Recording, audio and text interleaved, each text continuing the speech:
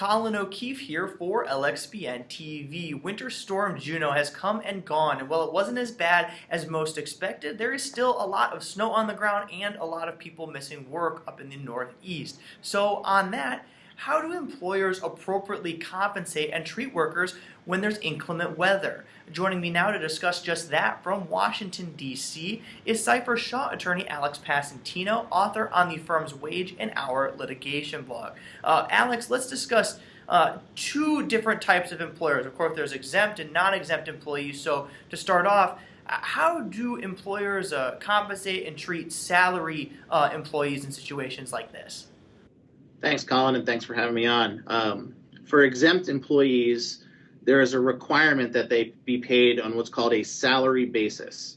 And that salary basis requires that they be paid the same amount in every work week, subject to certain limitations. When there's a weather-related event, that is a closing that is ultimately deemed to be the employer's fault. So it's not a personal day, it's not a vacation day or a sick day. It is the employer's decision to close down, even though sometimes you don't have a decision given the weather.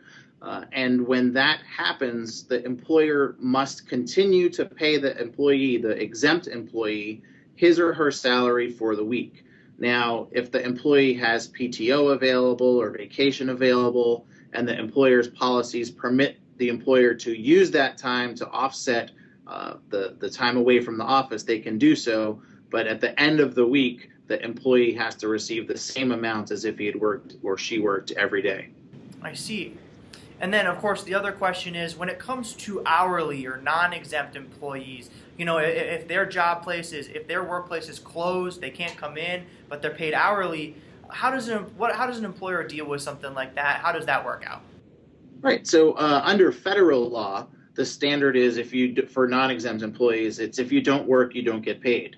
So if the only thing we were worried about was the federal wage and hour law, the Fair Labor Standards Act, you wouldn't pay an employee if they missed due to work, even though it was due to your close down. A number of states, including several of the states in the Northeast, have what's sometimes called reporting pay or show-up pay. And in those circumstances, if someone shows up to work and then they're sent home because there wasn't any work, there might be a 3-hour guarantee or a 4-hour guarantee. Again, it depends on the state, the amount of the hour, whether it's their regular rate or the minimum wage, that also depends on the state.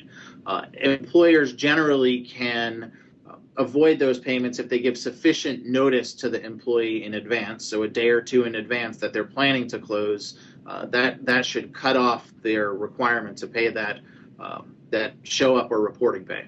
I see. And of course, you know, with this storm that passed through, you know, I assume a lot of businesses, of course, closed down well in advance of this happening, so they would fall into that. But of course, you really do have to be careful when it comes to the various local and state employment laws that exist, you know, all over the country, whether you're in the Northeast or other places that have inclement weather as well. Absolutely. Absolutely. Once again, that was Alex Passantino of Seyfarth Shaw. To read more of his insight on this particular subject, you can find it at wagehourlitigation.com. Thank you for joining me today, Alex. Thanks, Colin.